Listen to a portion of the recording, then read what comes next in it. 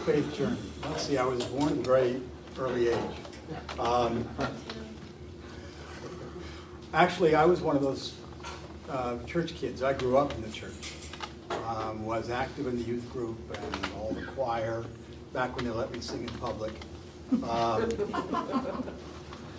And as well as teaching Sunday school.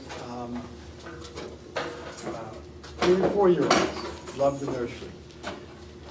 Grew up in a church that was a sanctuary this size, but when I was there, we had over 4,000 members. My confirmation class was 125.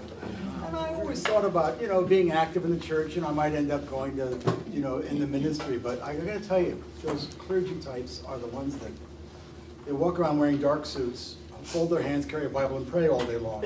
And even though that wasn't the model I had from the local clergy, that's what I had in my mind as what one had to be.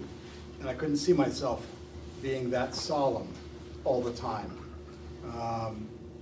And so I tried a variety of other things in my life. I was an active scouter, and so I started college with a plan to go into forestry. Can't imagine. So I have eventually acquired a degree in botany with a minor in genetics and ecology that I used to kill houseplants. I found myself in 1970, after 4.5 years of college, on a leave of absence at the college's request. Not sure what I was going to do with my life, knowing I needed 1 semester yet to get a degree, and working on a construction crew in Illinois. I'm very good with concrete, chain link fences, sidewalks, driveways, pools.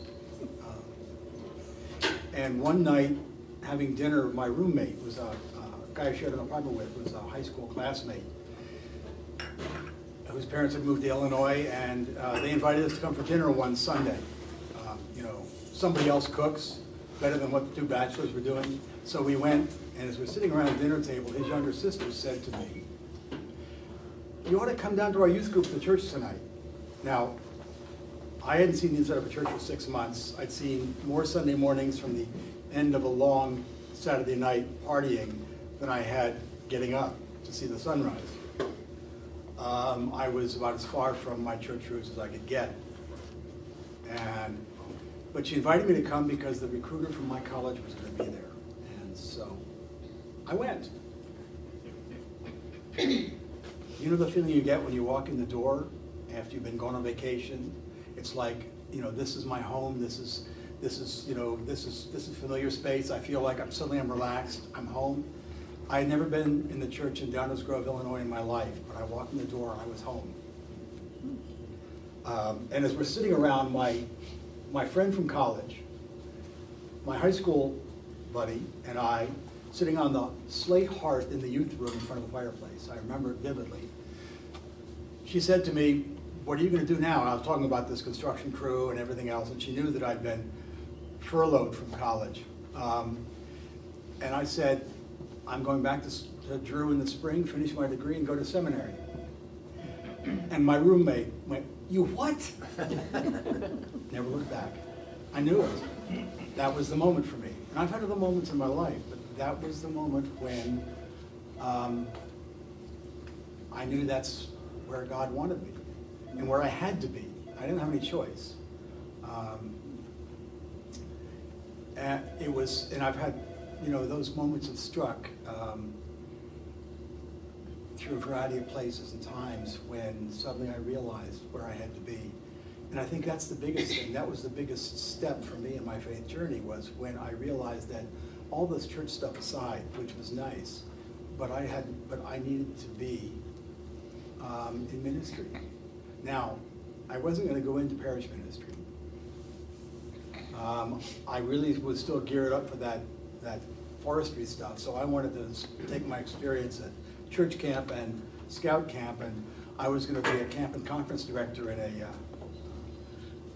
some sort of a church facility, one of these like Skyline or one of those that I wanted to do with my life.